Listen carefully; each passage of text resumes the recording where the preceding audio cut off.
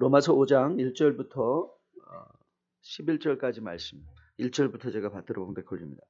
그러므로 우리가 믿음으로 의롭다 하심을 받았으니 우리 주 예수 그리스도로 말미암아 하나님과 화평을 누리자. 또한 그로 말미암아 우리가 믿음으로 서 있는 이 은혜에 들어감을 얻었으며 하나님의 영광을 바라고 즐거워하느니라. 다만 이뿐 아니라 우리가 환난 중에도 즐거워하나니 이는 환난은 인내를, 인내는 연단을, 연단은 소망을 이루는 줄 아미로다. 소망이 우리를 부끄럽게 하지 아니하면 우리에게 주신 성령으로 말미암아 하나님의 사랑이 우리 마음에 부은 바 됨이니 우리가 아직 연약할 때에 기약대로 그리스도께서 경건하지 않은 자를 위하여 죽으셨도다. 의인을 위하여 죽는 자가 쉽지 않고 선인을 위하여 용감히 죽는 자가 혹있거니와 우리가 아직 죄인 되었을 때에 그리스도께서 우리를 위하여 죽으심으로 하나님께서 우리에 대한 자기의 사랑을 확증하셨느니라. 그러면 이제 우리가 그의 피로 말미암아 의롭다 하심을 받았으니 더욱 그로 말미암아 진노하심에서 구원을 받을 것이니 곧 우리가 원수 되었을 때에 그의 아들의 죽으심으로 말미암아 하나님과 화목하게 되었은즉 화목하게 된 자로서 더욱 그의 살아나심으로 말미암아 구원을 받을 것이라. 그뿐 아니라 이제 우리도 화목하게 하신 우리 주 예수 그리스도로 말미암아 하나님 안에서 또한 즐거워하느니라. 아멘. 저는 오늘도 여러분의 마음이 활짝 열어져서 말씀을 통해서 여러분에게 필요한 은혜가 넘치게 채워지는 복된 이 시간 될 수 있게 되기를 주님의 이름으로 축복드립니다. 오늘 우리가 로마서를 묵상하지만 설교 제목은요, 민수기에서 왔어요. 제가 지난 한 달 동안 민수기를 묵상하면서 이런 생각을 해봤어요. 만일 거기에 광야가 없었다면 마치 당신과 나 사이에 저 바다가 없었다면. 제가 원래 남진 광팬이었거든요.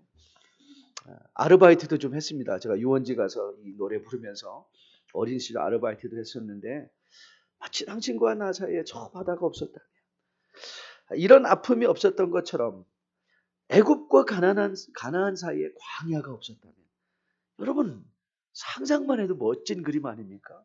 그 홍해를 마른 땅으로 쫙 건너고 딱 들어왔더니 젖과 꿀이 흐르는 땅이 쫙 펼쳐져 있더라. 얼마나 그림이 되는 그런 멋진 장면입니까? 그런데 거기에 광야가 있었습니다. 다만 이스라엘뿐 아니라 우리에게도 이 광야 때문에 여러 가지 불편함이 많습니다. 늘 성경 읽기에 걸려 넘어지는 레위기, 민수기, 신명기, 이런 책들이 다 이 광야에서 주어진 것들 아닙니까? 그러니 얼마나 우리가 성경 읽기에도 얼마나 힘들고 어려운 일들, 거기에 광야만 없었다면, 그러면 정말 좋을 것 같은데. 그런데 성경은 우리에게 분명히 선포하고 있죠. 그리고 거기에 광야가 있었다.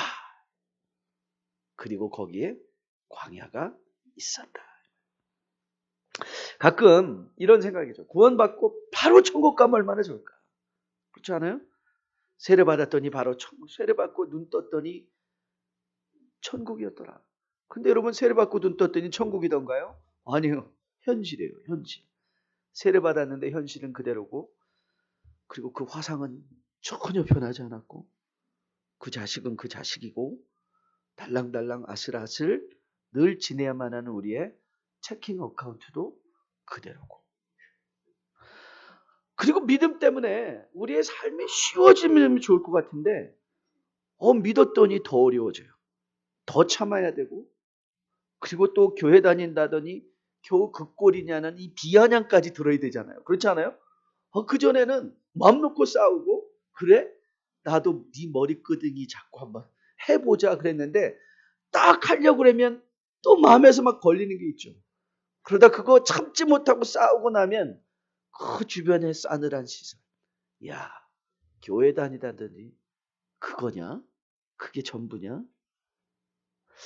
여러분, 우리가 아무리 부인하려고 해도 당신과 나 사이에 저 바다가 있듯이 이 구원과 천국 사이에 이 세상 현실이 있는 거예요. 이 세상 현실이 있어요. 이제 우리가 오늘부터 로마서 5장으로 들어갑니다. 여러분 1절을 한번 같이 볼까요? 1절만 같이 한번 봉독해볼까요? 같이 읽습니다. 시작. 그러므로 우리가 믿음으로 의롭다 하심을 받았으니 우리 주 예수 그리스도로 말미암아 화평을 누리자. 우리가 믿음으로 의롭다 하심을 받았으니 끝! The end! 그러면 좋겠는데 또 뭘 하재요? 뭘 하재요? 참 힘듭니다. 그래서 이 to be continued, 믿음으로 의롭다 하심을 받은 우리들에게 이 continuing life, continue의 삶이 있는 거예요. continue의 삶. 오늘은 바울 화평을 누리자 그래요. 오늘 본문에서 이 믿음으로 의롭다 하심을 얻었기 때문에 이제 믿음으로 의롭다 하심을 얻은 것의 연속선상에서 6가지의 스테이트먼트, 선언들이 등장합니다. 그 선언들은 이런 거예요. 오늘 1절에 화평을 누리자라는 선언이 있고요. 화평을 누리자. 여러분들 본문을 보시면, 그리고 또 2절에 가면 우리가 믿음으로 서자라는 말도 있고요. 그리고 후반부에 이제 저는 영어 순대로 여러분들에게 말씀을 드리는데, 믿음으로 서자, 그리고 즐거워한다라는 표현이 듭니다. 즐거워하다. 이 즐거워한다는 단어는요, 자랑한다라는 단어로 바꿔도 좋습니다. 자랑하는 것. 그 다음에 3절 보면 환난 중에 또 뭐 한다? 즐거워한다. 또 나와요. 그리고 9절을 가면 구원을 받는다. 구원을 받는다. 그 다음에 11절에 가면 하나님 안에서 또 즐거워하라. 이 6가지의 스테이트먼트가 나오는데요. 스테이트먼트가 나오는데 이것이 믿음으로 의롭다함을 얻은 자들의 이 연속선상에서 보여지는 현상들이라는 거예요. 그러니까 continuing 삶의 모습들인 거예요. continuing의 삶. 구원을 논할 때마다 여러분에게 구원을 3가지 시간적 시제로 이해하면 용이하다 말씀을 드렸어요. 구원이 3개가 있는 것이 아니라 구원을 시간적 관점에서 보면 이 시간적 관점에서 과거로 우리가 받은 구원이 있는데, 그것이 바로 믿음으로 은혜로 말미암아 의롭다함을 얻은 칭의의 삶이 있는 것이고요. justification. 그리고 현재에 우리가 지금 받고 있는 구원이 있어요. present salvation. 받고 있는 구원은 이것을 우리는 성화다. sanctification. 그리고 우리가 또 바라보며 받을 구원도 있어요. 바라보며 받는 구원을 우리는 영화다. glorification. glorification. 이것이 구원을 시간의 안경을 쓰고 바라보는 구원의 내용이에요. 그래서 이 구원을 이런 시간의 다중적인 관점으로 이해할 때야 비로소 이 바울이 제시하는 바 믿음으로, 믿음의 이름으로 말미암아, 믿음으로 말미암아 사는 이 로마서 1장 17절의 말씀이 이해가 되는 거예요. 믿음으로 말미암아, 믿음으로 믿음에 이르러 믿음으로 말미암아 산다. 믿음으로 믿음에 이르러 믿음으로 말미암아 산다. 이것이 이제 이해가 되는 거예요.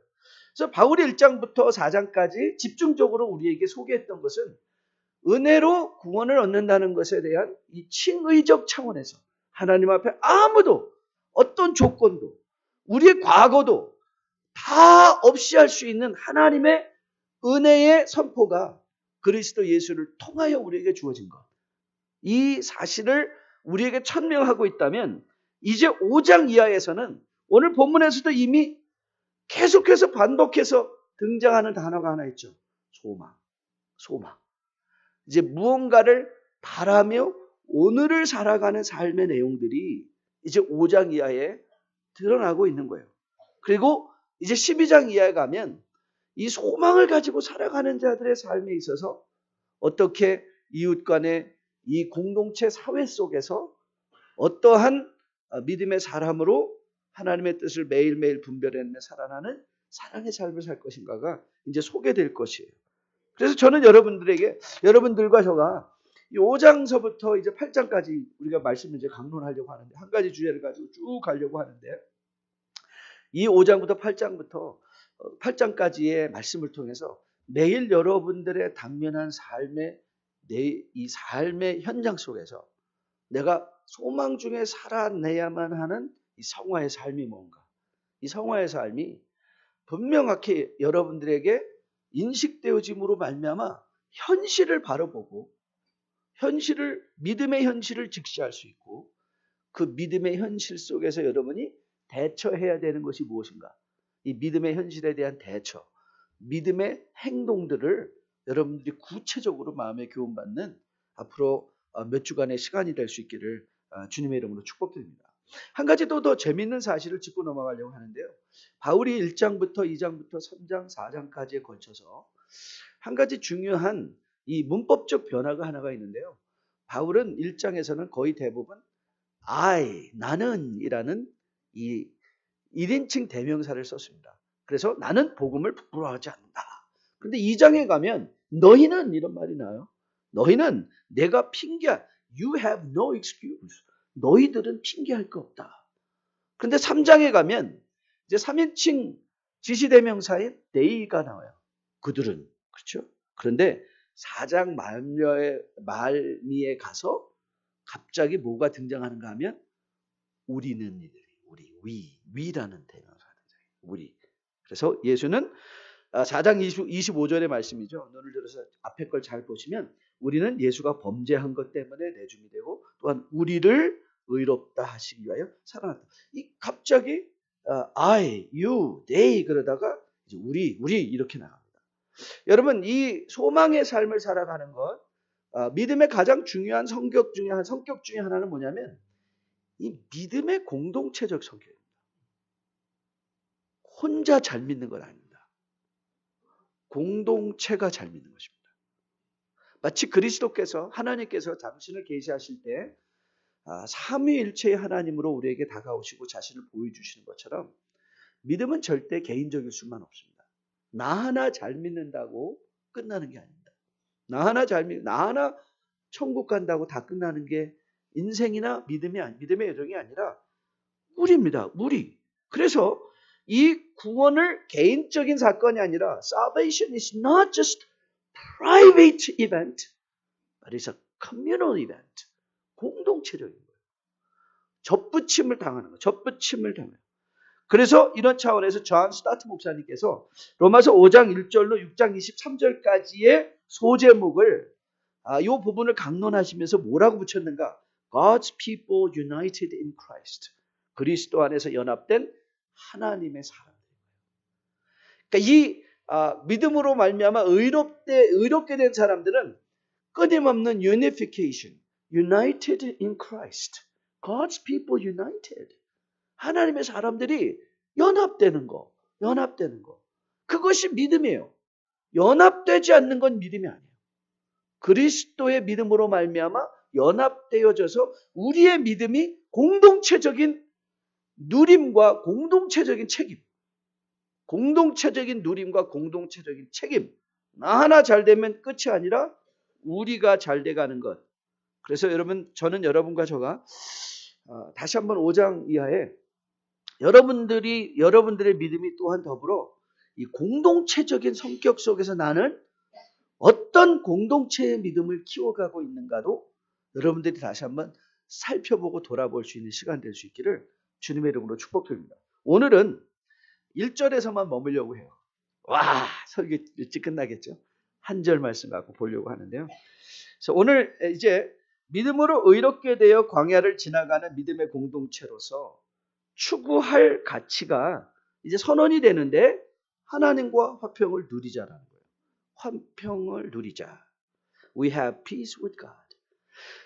그래서 저는 오늘 이 말씀을 세 가지 차원으로 풀어가 보려고 하는데 가장 먼저 여러분과 하려는 것은 그럼 도대체 믿음으로 의롭게 함으로 말미암아 우리에게 주어지고 우리가 누려야 되는 이 화평은 뭐냐? What is this peace? What is it? 이 화평이 뭐냐? 요걸 한번 풀고요. 그 다음에는 그럼 이 화평을 우리가 알았으면 How do we have this peace? 어떻게 이 평화를 누릴 것인가? How do we have this peace? 그리고 마지막에는 이 화평이 어디에 임하는가? To where this peace comes. To where? 어디에 이 화평이 임하는가? 그래서 오늘 세 가지 주제예요. What is it? How do we get it? Where do we have it? 세 가지. 간단하죠? 자, 그럼 한번 이 여행을 한번 떠나보겠습니다. 도대체 믿음으로 말미암아 의롭게 된 사람들이 가져야 되는 하나님의 화평이 뭘까? 먼저 단어 그 자체를 이해하는 게 중요하겠죠. 단어 그 자체를 보면 헬라어로 에이레네라는 말이 사용됐습니다. 여러분 영어 이름에 아이린, 에일린, 아일린 이런 이름들이 많이 있잖아요. 이런 이름들이 이 에이레네라는 이 단어의 이제 그 근본을 갖고 있는 거예요. 평화, 화평이라는 평화, 화평. 그래서 한국말로는 이 단어가 각기 다른 곳에서는 화평이다, 평화이다, 평강이다, 평화다 이런 단어로 다 같은 단어예요. 한국말은 다르게 쓰니까 헷갈리는데 다 헬라어는 한 단어를 사용할 때가 거의 대부분이에요. 화평하다, 평안, 평화, 평강. 그래서 이 말의 1차적인 의미는 뭐냐면 화평하다라는 말의 1차적인 의미는 그냥 사전을 만약에 우리가 그릭 사전을 딱 찾아봐서 화평이 뭐냐 하면 이 부수어진 조각난 것들이 합쳐져 완전하게 된 상태. 그러니까 부서졌던 것들이 다시 합쳐져서 완전하게 된 상태. Wholeness when all essential parts are joined together. Wholeness when all essential parts are joined together. 그래서 헬라어 개념에서 이 그릭 사람들에게 평화다, 화평이다, 에이레네라고 할 때는 거의 대부분이 우리는 싸울 일이 없다. 이 싸움의 부재를 가리킬 때가 참 많았습니다. 그러나 우리가 이 단어를 굳이 헬라어 쪽으로만 이해할 수 없는 게 뭐냐면 이 단어의 그 중심은 단어의 근본은 구약적 성격이 있기 때문이죠. 이 구약에서는 이 평화라는 단어, 화평이라는 단어 여러분 잘 알죠? 샬롬이라는 단어죠. 샬롬. 근데 이 샬롬은 이 헬라어처럼 단지 이렇게 제한돼서 싸움이 없는 상태, 전쟁이 없는 상태만 가리키는 것이 아니라 회복되어진 상태, 보상을 받은 상태, 그래서 지불을 받아서 완전하게 되었다라는 관계적인 것이 더 많고요. 그래서 부족한 것이 없는 상태이기도 하고 이 샬롬의 상태는 I have no need, 부족함이 없고 그 다음에 I have no problem, no trouble, 문제가 없는 것이기도 하고요. I have no struggle, no tension, 갈등과 대립이 없는 이런 차원의 그래서 하나님의 공의가 justice가 실현된 justice realized. That's what shalom is. justice, 공평이 확증되어지고 일어난 상태가 샬롬의 상태예요. 그런데 이 헬라어와 이 샬롬의 신약의 에이레네와 구약의 샬롬의 보편적으로 한 가지 중심된 공통적인 성격은 있어요. 그게 뭐냐면 분리된 것이 합쳐졌다라는 뜻이에요. 분리된 것이 합쳐진 상태. 그래서 에베소서 2장에서 바울이 말하는 구원은 무엇인가? 바울이 이렇게 구원을 설명합니다. 한번 잘 들어보세요. 그때의 너희는 그리스도 밖에 있었고 이스라엘 나라 밖의 사람이더니 언약의 약속의 언약들에 대해서는 외인이요 세상에서 소망이 없고 하나님도 없는 자이더니 이제는 전에 멀리 있던 너희가 그리스도 예수 안에서 그리스도의 피로 가까워졌다. 그는 우리의 화평이신지라. 화평이라는 단어가 나왔습니다. 여기 똑같습니다. 에이레네라는 단어요. 둘로 하나를 만드사 원수된 것, 그 중간에 막힌 담을 자기 육체로 허시고 그랬어요. 막힌 담이 흘려진 상태. 그래서 둘이 하나가 된 상태, 그리스도 안에서 하나님께 가까워진 상태. 그래서 화평이란 성경이 말하는 화평은요. 가장 중요한 기본적인 성경의 화평은 하나님과 가까워진 상태입니다. 하나님과 가까워졌다. 그래서 궁극적으로 하나님 안에서 하나님과 하나가 되어져 가는 상태가 화평의 상태예요. 하나가 되어진다. 그래서 요한복음 17장에서 주님께서 마지막 기도를 하시면서 그 제자들을 위해 대제사장적 기도를 하지 않습니까? 그래서 요한복음 17장에서 주님께서 이렇게 기도를 하십니다. 아버지요. 아버지께서 내 안에 내가 아버지 안에 있는 것 같이 그들도 다 하나가 되어 우리 안에 있게 하사 세상으로 아버지께서 나를 보내신 것을 믿게 하옵소서. 하나님이 예수님이 아버지 안에 있고 아버지가 예수님 안에 있고 그리고 우리가 하나 되어 그 안에 있는 것 이게 뭐예요? 화평인 거예요. 이게 화평이에요. 화평. 그렇다면 우리가 오해하고 있는 화평의 개념 하나를 정리할 수가 있죠.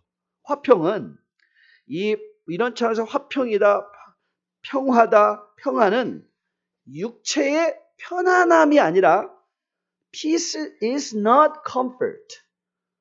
이 평화는 편안함이 아니라 하나님과 가까워진 상태의 포지셔널한 개념이라는 거예요. 굉장히 어려운 개념인데요. 잘 생각해 보세요. 평화는 육체의 편안함으로 우리는 자꾸 오해를 해요. 육체가 편안한 상태가 평화다가 아니라 우리가 이 평화, 하나님과 평화를 이뤘음에도 불구하고 우리의 육체는 아직도 힘들 수가 있어요. 광야니까. 성경이 말하는 평화는 육체의 편안함이 아니라 누구와 가까워졌느냐예요. 누구와 가까워졌느냐. 우리가 아무리 돈을 많이 갖고 있다 할지라도, 명예가 있고 건강이 있다 할지라도 하나님과 멀어진 상태에 있다면 그거는 화평한 상태가 아닌 거예요. 그건 평화가 아닌 거예요. 성경이 말하는 화평을 우리가 이렇게 제대로 이해할 때야 비로소 여러분은 이 화평을 누릴 수가 있는 거예요. 화평을 누릴 수가 있습니다. 세상은 끊임없이 이 화평에 대한 정의를 왜곡해서 우리를 오도합니다. 국어사전도 마찬가지예요. 국어사전을 여러분의 평화를 찾아보시면 이런 정의가 등장합니다. 걱정이나 탈이 없음 또는 무사히 잘 있음. 아니 그러면 이것이 진정한 평화의 개념이라면, 화평이라면 여러분과 저 이 세상 속에서 화평을 정말 누려본 적이 있습니까? 탈이 없고 무사한 적이 있었나요? 여러분의 인생에 탈이 없고 여러분의 사업에 탈이 없고 무사한 적이 있나요? 그런 적이 있었나요?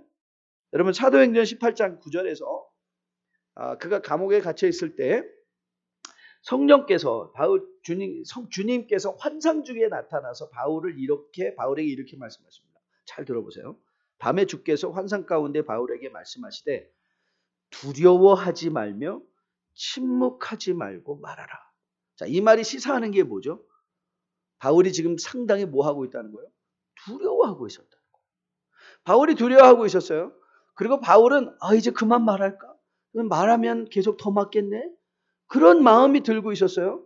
그래서 바울이 도망치고 싶었을 거예요. 그리고 두려워하고 있었어요. 바울의 사역 가운데 우리는 너무나 많은 환란이 있었던 것을 알고 있어요. 그렇죠?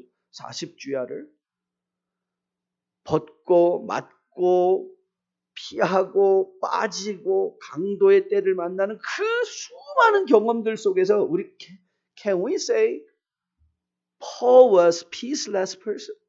평화가 없었나요? 아니에요. 그건 평화가 있었어요. 바울은 정확하게 평화를 이해하고 있었어요. 왜냐하면 바울이 이해했던 평화는, 바울이 이해한 화평은 it was never an absence of trouble. 걱정이나 염려나 두려움이 없는 상태가 아니라 하나님과 가까이 있었다는 거예요. 하나님과 가까이 있었다는 거예요. 여러분, 하나님과 가까이 가 있는 상태가 평안이었기에 이 평안을 누린 구약의 또 대표적인 인물 하나가 있죠. 여러분, 이 다윗이 시편 23편, 여러분 너무 잘 아는 시편에 나는 아무것도 부족한 것이 없다. I have no one. 왜요? 여호와가 나의 목자시기 때문에. 그런데 여러분, 정작 다윗은 그 상태가 가장 힘든 상태라고 했죠. 굴 속에 도망쳐 있는 상태. 굴 속에 도망쳐 있는 상태였어요. 그리고 그 시편 23편은 목가적이지도 않아요. 왜요? 사망의 음침한 골짜기를 그가 지나고 있습니까? 지나고 있지 않습니까? 지나고 있었습니다. 사망의 음침한 골짜기를 지날지라도 그러나 그는 평안했어요. 왜요? 하나님께 가까이 있었으니까. 지팡이가 보이니까. 하나님의 막대기가 보이니까. 그가 원수의 목전 앞에 있었습니다. 여러분에게 누차 말씀드렸죠. 성경이 이 구약이 목전이라는 말을 할 때는 that's the shortest distance possible. 목전이 어디예요? 저기도 목전이고 여기도 목전이잖아요. 그렇죠? 원수의 목전에, 자기가 어디에 있다고요? 원수의 목전에 있대요. 그거는 I am totally revealed to enemies. 적에게 완전히 노출되어 있는 상태예요. 그런데 거기서 뭐 한다고요? 잔치한대요. 왜요? 그가 하나님과 화평을 이루기. 하나님과 화평을 이룬 상태. 그래서 뭐라고 말해요? 여호와는 나의 목자인 목자. 바로 다윗이 누렸던 이 마음의 평안, 화평, 바울이 누렸던 화평이라고 저는 확실하게 믿습니다. 그는 그리스도 안에 있었기 때문에 그 어려움과 힘듦 속에서도 화평을 누릴 수 있었던 것이죠. 다시 한번 여러분이 과연 나는 이 화평을 누리고 있나? 라는 질문을 스스로에게 던지면서 그 화평을 누린다라는 것은 밑도 끝도 없는 말이지만 여러분들이 한번 이렇게 물어보시면 여러분들 안에 있는 화평의 영향력을 이해할 수 있을 거예요. 나는 하나님과 가까이 있나? 내 건강은 하나님께 가까이 가 있나? 내 사업은 하나님께 가까이 가 있나? 내 자녀는 하나님께 가까이 가 있나? 나는 누구와 친한가? 나는 하나님과 친한가? 세상과 친한가? 나는 누구를 의지하는가? 나는 하나님을 의지하는가? 아니면 나는 세상에 아직도 권력과 물질을 의지하고 있는가? 이것이 바로 여러분을 스스로 자기를 점검할 수 있는 화평의 기준입니다. 하나님과 가까워진 상태. 전 여러분들이 다시 한번 여러분의 삶을 돌아보면서 저는 여러분들이 세상에 하나님 두려움이 없게 해주세요. 어려움이 없게 해주세요. 라는 기도가 아니라 하나님, 내가 하나님께 가까이 있음을 매일 확인받게 도와주세요. 이 기도를 하실 수 있는 여러분 되시기를 주님의 이름으로 축복드립니다. 그러면 이 화평을 어떻게 누릴 것인가? 이것도 너무 간단합니다. 왜냐하면 바울이 오늘 우리에게 그냥 분명하게 보여주고 있죠. 자, 1절 다시 볼까요? 그럼 우리가 믿음으로 어렵다 하심을 받았으니 자, 같이 읽습니다. 우리 주 예수 그리스도로 말미암아 거기 동그라미 치시면 돼요. 말미암아. 그러니까 우리는 화평을 어떻게 누린다고요? 예수 그리스도로 말미암아. 그리스도가 화평이에요. Through our Lord Jesus Christ. 이렇게 바울이 선언하고 있는 거예요. 자, 이 화평을 누리게 하는 이 원인이 예수고, 그런데 원인일 뿐만 아니라 그는 또한 방법도 되신다는 거예요. 그렇죠. 원인과 수단이에요. 예수 그리스도가. 이 말은 요한복음 14장 6절과 연결시키면 그냥 잘 이해가 돼요. 요한복음 14장 6절에서 주님의 자기 선언이 등장하죠. 주께서 이르시되 내가 곧 길이요 진리요 생명이니 나로 말미암지 않고는 아버지께로 갈 자가 없다 그랬어요. 그러니까 주님이 뭐라고 자신을 우리에게 제공하고 계신 거예요? 나 밟고 가라 이 말이에요. 길은 밟는 거 아니에요? 그렇죠? 길은 밟으려고 있는 거 아닙니까? 나 밟고 가라. 길 대신 예수. 그러니까 여러분들이 화평을 누리기 위해서 어떻게 해야 돼요? 예수 그리스도라는 길 위에 서 있어야 돼요. 예수 그리스도는 길 위에 서 있어야 돼요. 그런데 아니 그럼 예수님을 밟고 간다는 것도 무슨 뜻일까? What does it mean? 자, 오늘 우리 성경 번역을 다시 한번 보세요. 성경에 이렇게 번역이 되죠. 개역개정에서 주 예수 그리스도로 말미암아 하나님과 화평을 누리자. 이 말을 잘 보면 이렇게 들리죠. 권유하는 거죠. Let us have peace with God. 그렇죠. 그렇게 들리죠. 화평을 누리자 하고 권유하는 것처럼 들리잖아요. 그런데 새 번역 성경은 이 구절을 이렇게 번역을 했어요. 우리 주 예수 그리스도로 말미암아 하나님과 더불어 평화를 누리고 있습니다. 자, 느낌이 같은가요? 다른가요? 좀 다르죠. 예수 그리스도로 말미암아 화평을 누리자라는 말과 우리 주 예수 그리스도로 말미암아 하나님과 더불어 화평을 누리고 있습니다. 전자를 문법적으로 보면 그거는 이제 영어로 문법적으로 청유형이라고 해요. Let us 이 청유형, cohortative죠. 문법적으로 하면 그러니까 누군가를 이렇게 권유하고 이렇게 하자고 청하는 청유형인데 우리가 하나님과 화평을 누리고 있습니다라는 것은 현재의 상태를 설명하는 서술형이에요. 서술형. 지금 우리의 상태를 설명해 주고 있는 거예요. 자, 이 부분은 김도현 박사님의 내가 사랑하는 책 로마서 주석을 보면 잘 이해가 돼요. 제가 한 문단 읽어드릴게요. 한번 들어보세요. 잘 들어보세요. 사본의 종류가 둘로 나누어 있기 때문에 번역자가 어떤 사본을 근거로 했느냐에 따라 둘 다 가능한 번역입니다. 사실 이 둘의 차이는 한 글자가 단음이냐 장음이냐일 뿐입니다. 헬라어로 우리가 갖는다라는 의미를 지닌 에코멘에서 가운데 글자가 오 장음일 수도 있고 단음일 수도 있기 때문에 그렇습니다. 바울이 원래 의도한 것이 장음이라면 청유형이 되고 단음이라면 서술형, 누리자라고 하는 것이 청유형이라면 누립니다가 서술형입니다.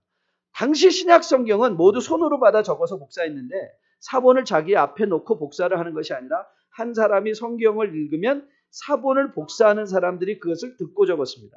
그런데 이 단음과 장음의 차이라는 것이 빨리 읽으면 크게 드러나지 않습니다. 그래서 로마서 사본들의 절반 정도가 단음으로 이해했고 절반 정도가 장음으로 이해했는데 개역 개정판은 장음으로 이해하며 번역한 것 같습니다.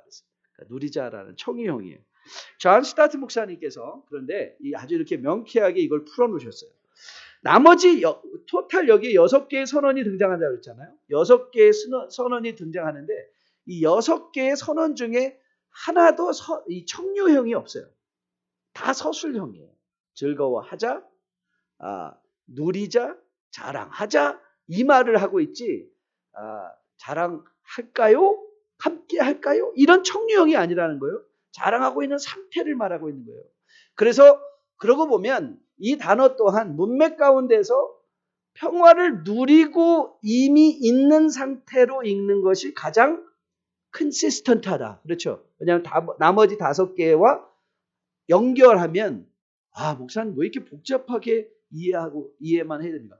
복잡한 이유가 있습니다. 왜냐하면 어떻게 그리스도를 통하여 평화를 누리는가 하면 여러분들이 이미 그리스도께서 십자가에 이루신 구원의 놀라운 성취를 인정하는 것입니다. 다시 한번 설명드릴게요. 여러분과 저는 구원을 받기 위하여 신앙생활하는 사람들이 아니라 구원을 받았기에 신앙생활하는 사람들. 굉장히 다른 말이죠. 구원을 받기 위하여 신앙생활을 하는 것이 아니라 여러분이 구원을 받기 위하여 교회 오는 것이 아니라 구원을 받기 위하여 주님 앞에 헌금을 드리는 것이 아니라 구원을 받기 위하여 윤리적으로 사는 것이 아니라 이미 구원을 받았기에 예배하고 구원을 받았기에 드리고 구원을 받았기에 윤리적인 삶을 사는 거예요. 이거 엄청난 차이가 있습니다. 여러분 이 말은요. 우리가 세상에서는 이미 더 누릴 게 없다는 거예요. 이룰 게 없어요. 우리는 이미 그리스도 안에서 그리스도의 부활과 더불어 모든 것을 다 이룬 사람들이에요. 그래서 바울이 종들에게 권면하며 종들에게 너 빨리 이제 믿음으로 부자가 되어서 뭐를 좀 이루어내보라. 세상적으로 좀 떳떳하게 뭐 하나 해봐라. 뭐 하나 드려봐라. 뭐 하나 지어봐라. 뭐 교회 한번 드려보고 뭐 한번 돼봐라. 이런 권면 한 번도 하지 않습니다. 왜요? 우리가 종이든 자유자든 남자든 여자든 헬라인든 이방인든 우리는 이미 그리스도 안에서 성취한 사람들이에요. 세상에서는 더 이상 성취할 게 없는 사람들이에요. 이미 성취한 사람들이에요. 여러분 우리가 언제 평안할 거라고 생각하십니까? 세상 사람들 그래요. 내가 조금만 더 건강하면 조금만 더 돈을 많이 가지면 조금 더 명언해지면 평안할 것 같아요. 아니요. 이것이 구원의 오해입니다. 이 오해가 우리에게 이미 임한 놀라운 평화를 누리지 못하게 하는 거죠. 우리는 이미 보화를 다 갖고 있어요. 근데 그 보화를 알아보지를 못하는 거예요. 여러분에게 자주 말씀드리는 것처럼 마치 어린아이가 금화 2불짜리를 보고 너무 혹해서 자기가 들고 있는 100불짜리 지폐를 바꾸는 것 같이. 기억하시죠? 어린아이들은 번쩍번쩍 빛나는 금화가 더 좋으니까 이 100불짜리의 가치를 모르는 아이들은 그걸 바꿔버리죠. 마치 우리는 이미 하나님께서 우리에게 억만금보다 더한 하나님과 가까워짐의 화평을 주셨음에도 불구하고 그것을 누려야 되고 그 가치를 가지고 이미 그 안에서 즐거워해야 함에도 불구하고 우리는 자꾸 그걸 뭘로 바꾸고 싶은 거예요? 세상에 번쩍거리는 것과 자꾸 바꾸려고 하는 거예요. 그걸 자꾸 바꾸려고 하니까 있는데도 없는 것처럼 가난하게 살아요. 부자인데도 불구하고 가난하게 살아요. 여러분, 믿음은 시선이라는 말 기억하시죠? 지난 주간에 봤죠? 믿음은 시선이에요. 하나님과 더불어 평화를 누리는 사람은 예수 그리스도의 부활을 통하여 오늘 나의 상황을 바라보는 사람이죠. 바울의 위대한 선언 여러분 기억하실 거예요. 생각하건대 현재 고난은 장차 우리에게 나타날 영광과 좋게 비교할 수 없도다. 바울은 미래의 영광을 오늘 가져와서 오늘 내가 당하는 현실을 보았더니 야, 이거 별거 아니다. 내가 이거 갖고 요동할 필요 없다. 왜요? 이미 그리스도의 영광 안에서 하나님과 가까워짐의 화평을 그가 누렸더니 지금 당하는 고난은 이건 아무것도 아닌 거예요. 거기서 벗어나려고 할 필요도 없는 거예요. 그냥 거기서 그걸 즐길 수 있는 거예요. 그래서 바울이 로마서 8장 35절 이걸 한번 찾아서 같이 읽어볼게요. 여러분 몇 장만 넘기면 되죠. 8장 35절로부터 39절 말씀인데요. 우리 같이 한번 한 목소리로 읽어볼게요. 로마서 8장 35절로부터 39절 우리 같이 읽습니다. 시작. 누가 우리를 그리스도의 사랑에서 끊으리요. 환난이나 곤고나 박해나 기근이나 적신이나 위험이나 칼이랴 기록된 바 우리가 종일 주를 위하여 죽임을 당하게 되며 도살당할 양같이 여김을 받았나이가 한 것 같으니라. 그러나 이 모든 일에 우리를 사랑하시니로 말미암아 우리가 넉넉히 이기느니라. 내가 확신하노니 사망이나 생명이나 천사들이나 권세자들이나 현재일이나 장래일이나 능력이나 높음이나 깊음이나 다른 어떤 피조물이라도 우리를 우리 주 예수 그리스도 예수 안에 있는 하나님의 사랑에서 끊을 수가 없다 이 말이에요. 우리는 이미 어디에 가 있는 거예요? 하나님과 가까워져 있어요. 그렇게 우리는 환난이나 기근이나 적신이나 어떤 원수라 할지라도 우리를 그 하나님의 사랑에서 끊을 수가 없는 걸 알기에 우리는 환난을 도망치는 게 목표가 아니고 환난을 벗어나는 것이 목표가 아니고 그 환난 가운데서 지팡이와 막대기를 발견하는 것. 그래서 기뻐하는 것. 그 원수의 목전에서 베풀어진 상을 보고 잔치할 수 있는 것. 그것이 바로 성도의 삶인 것을 믿습니다. 저는 여러분과 저가 무언가를 자꾸 이루기 위해서 내가 좀 더 벌어서 보란듯이 헌금해, 보란듯이 뭐 한번 해보겠다. 내가 좀 더 건강해서 내가 내년에 캄보디아 간다. 뭐 이런 것이 이런 목표가 아니라 저는 이미 하나님께서 여러분에게 이루어주신 이 구원의 놀라운 하나님과 가까워지신 이 화평을 그리스도를 통하여 우리가 이미 그리스도 안에서 모든 것을 이룬 이 부활의 영광을 오늘 누리실 수 있게 되기를 주님 이름으로 축복드립니다. 오늘 누리십시오. 여러분 안에 있는 영적인 보화들을 오늘 사용하십시오. 환난이나 기근이나 적신이나 마치 도살당하는 양같이 끌려감이 있다 할지라도 거기에서도 선포하십시오. 나는 그리스도 안에서 이미 모든 것을 다 이룬 자들이다. 장차 임할 하나님의 영광은 이거 좋게 비교할 수 없다. 그 마음의 여유가 그리스도를 통하여 임한 화평으로 여러분께 누려질 수 있게 되기를 주님의 이름으로 축복드립니다. 자, 그러면 이제 우리 마지막으로 던질 질문은 뭐냐면 이 화평이 어디에 임한다는 거예요? 어디에 임하는 거예요? 우리는 이미 화평의 상태를 적어도 이 세상을 살아가는 동안에는 고난의 부재가 아니라 하나님과 가까워진 위치적인 상태로 이해를 했어요. 그러니까 화평은 육체의 편안한 상태가 아니라 하나님과 가까이 있는 거예요. 그래서 하나님과 가까이 있음에도 불구하고 여러분 이스라엘 민족이 하나님과 제일 가까이 있었을 때가 어디죠? 광야였어요. 광야는 하나님의 임재가 그냥 눈으로 아침에 구름으로 보이는 바로 그 광야였거든요. 거기서 가장 하나님과 가까이 있었을 때임에도 불구하고 그러나 그것을 평화로 이해하지 못했기에 그 평화를 누리지 못하는 것이죠. 자, 그러면 우리는 무슨 결론을 내릴 수 있는가? 이 화평은 어디에 임하는가? 관계에 임하는 거예요. 관계. 자, 이게 굉장히 중요한 선언입니다. 여러분, 한국말이 사람을 가리켜서 사람 인자에 사이간자를 쓴 거는 엄청난 철학적으로 신학적으로 굉장한 의미가 있는 발견입니다. 우리 되게 하는 것은 우리 몸뚱아리가 아니라 이 몸뚱아리가 연결된 관계예요. 제가 아버지인 건 자식이 있고, 제가 남편인 건 아내가 있고, 제가 목사인 건 여러분이 있기 때문에 저의 정체성은 이 관계 속에서 이루어지는 거예요. 이 관계 속에서 여러분이 사장인 건 직원이 있기 때문에 한국 가면 다 사장이니까 저 사람이 정말 사장인가? 한국 다 사장이에요. 저도 사장이라는 소리 얼마나 많이 듣는지 몰라요. 원래 풍채가 좀 그렇게 보이잖아요. 다 사장이에요. 근데 사장은 직원이 있고 회사가 있으면 사장인 거예요. 그렇죠? 그 공간, 그 사이의 공간이 나를 나대게 하는 거예요. 그게 관계인 거예요. 관계.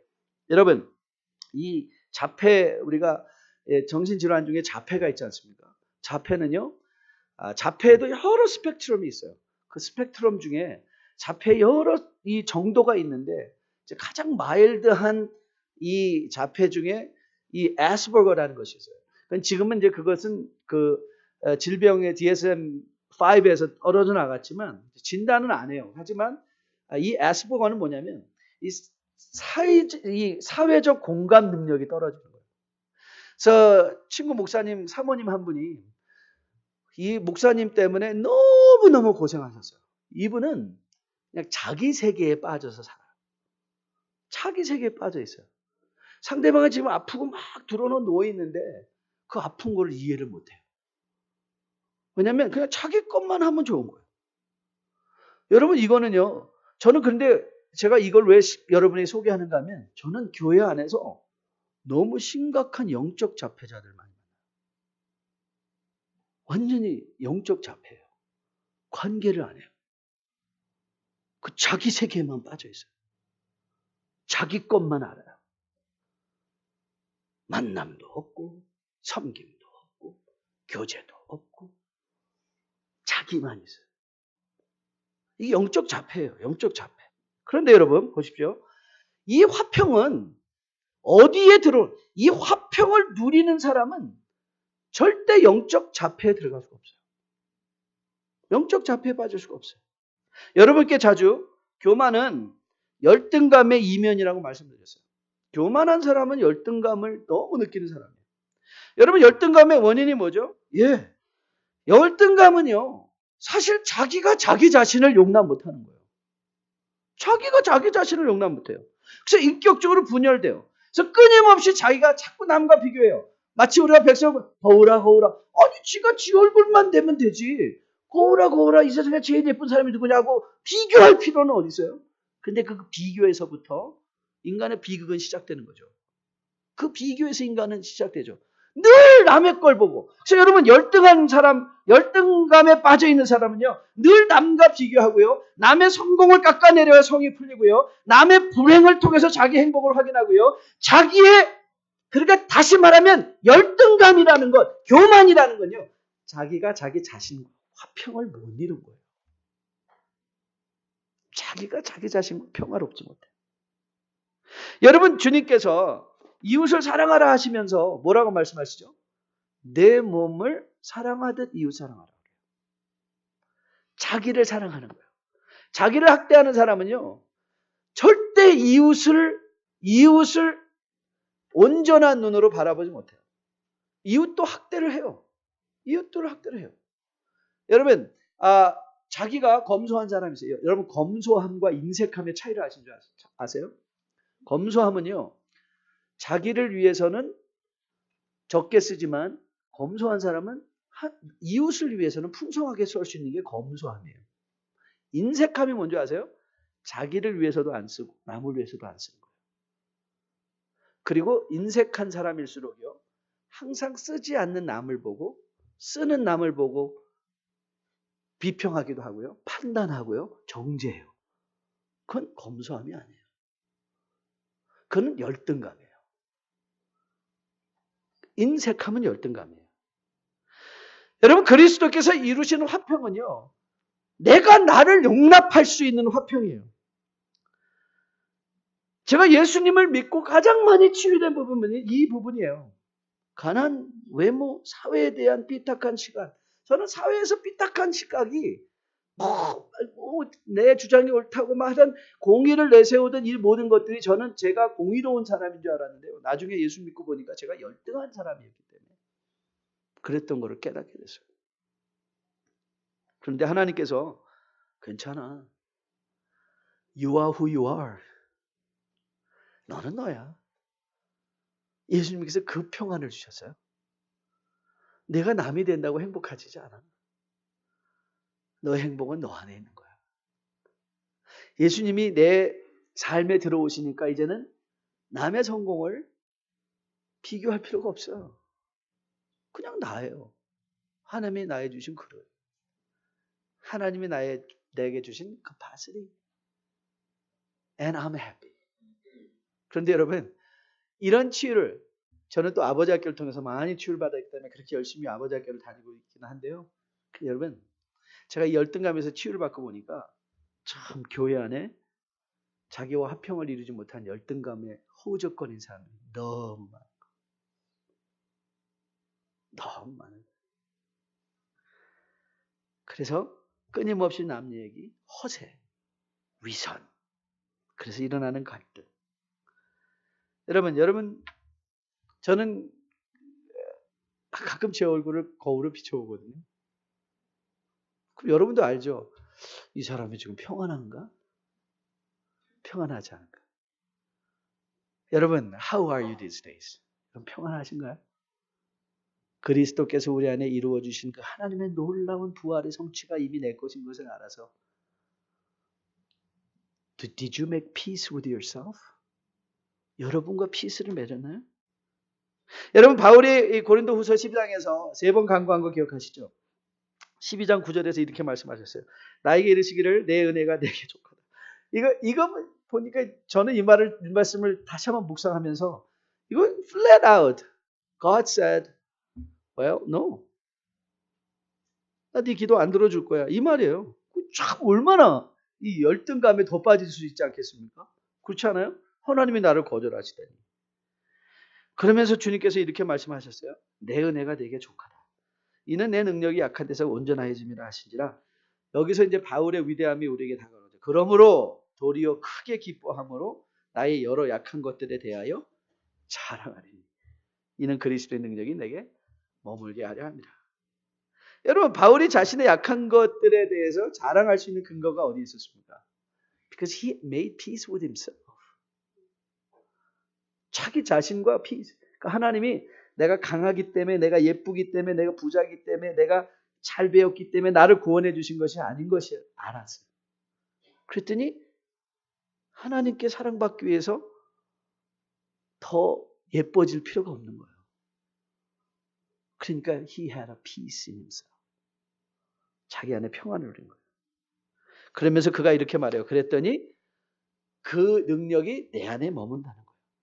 여러분, 화평을 이룬 사람들의, 자기와 화평을 이룬 사람들의 또 하나의 특징이 뭐냐면요, 이웃과 화평을 누려요. 주님께서 교훈하신 것 바로 그 말씀이죠. 내 이웃을 내 자신같이 사랑하라. 나를 사랑하는 사람이 이웃도 사랑할 수 있는 거죠. 자신과 화평을 이룬 사람은 이웃과 화평을 수 있죠. 어떻게 이웃과의 화평이 가능한가? 나를 용서해 주셔서 하나님과 화평을 이루게 하신 주님을, 이 하나님을 알고 내가 그 하나님께 가까이 갔다면 용서가 가능하고 희생적 섬김이 가능하고 내가 드러나지 않아도 그리스도의 심장을 가지고 이웃을 섬길 수가 있기 때문에 이웃들과의 피스가 이루어지죠. 여러분, 한번 스스로 질문을 한번 던져보십시오. 과연 여러분은 이웃과 어떤 관계를 유지하고 있습니까? 여러분, 친하게 지내는 분들 계시나요? 혹시 친한 사람들이 계속 바뀌고 있지는 않나요? 여러분의 주변에 혹시 분열이 있는 것은 아닌가요? 화합이 있습니다. 저는 여러분들이 이 화합이 임하는 것이 내 자신과의 관계, 이웃과의 관계, 또 하나님과의 관계 속에서 이루어지는 것을 다시 한번 기억하시면서 여러분들의 화평의 상태를 재점검해 볼 수 있는 한 주간 될 수 있기를 주님의 이름으로 축복드립니다. 그리고 거기에 광야가 있습니다. 하지만 하나님께서는 그 광야를 이스라엘로 혼자 지나게 하시고 구름 기둥과 불 기둥으로 함께 해주셨고, 광야 같은 이 세상을 혼자 지나지 않도록 하나님은 우리에게 아들로 우리 안에 장막을 치고 성령의 교감을 통하여 교회를 이루어가게 하시며 같이 지나가게 하신 이 하나님. 그래서 우리는 평안할 수 있습니다. 그렇게 세상이 어찌 변해도 우리는 놀라지 않고 세상의 것으로 가치를 삼아 이웃에게 나를 증명해야 될 필요가 없는 거예요. 여러분, 이웃에게 여러분을 증명할 필요가 없어요. 이웃에게 여러분을 증명하는 것이 아니라 이웃은 사랑하고 섬기고 용서하면 되는 거예요. 그리고 여러분들의 증명은 그리스도께서 이미 해주셨어요. 어디서? 십자가에서 죽고 부활하신 거예요. 그게 우리의 정체성. 이 정체성을 마음에 품고 내게 임한 이 화평을 무시하지 않고 누리며 주님과 함께 자기 자신과의 피스를 한번 이루어보시고 이웃들과의 화평을 이루어보시고 주님과 함께 누려내는 풍성한 삶으로 살아낼 수 있는 여러분과 저 될 수 있기를 주님의 이름으로 축복드립니다. 우리 다 함께 해서 마지막 찬양하려고 하는데요. 좀 어려운 찬양이지만 우리가 또 잘 아는 찬양이니까 한번 해보려고 합니다. 저는 이 가사를 한번 잘 묵상해 봤으면 좋겠어요. 여러분, 우리는 너무나 많은 갈등과 고민들이 대부분의 경우 이웃에게 내 자신을 인정받고 싶어서 우리가 치장을 할 때도 내 몸에 잘 맞나 보기보다는 김집사가 나한테 뭐라고 말해. 뭘 하나 가져도 남의 눈을 보면서 내 자신을 꾸미고 치장하려는 그런 분열된 인격이 아니라 나는 나됨으로 하나님 앞에 감사할 수 있고 그래 난 사망의 음침한 골짜기에서도 나는 하나님과 가까이 있기에 그 고난까지도 즐겁게 누릴 수 있는 그런 마음의 여유 하나님이 나를 만드시고 나를 위해 아들을 십자가에 달려 죽게 하시고 그리고 부활케 하신 그 하나님이 내 하나님인 것을 다시 한번 기억하시고 여러분들이 이웃을 바라보는 눈 자신을 바라보는 눈 그 눈이 평화의 눈이 되고 평안의 눈이 되고 화평의 눈이 될 수 있기를 주님의 이름으로 축복드립니다.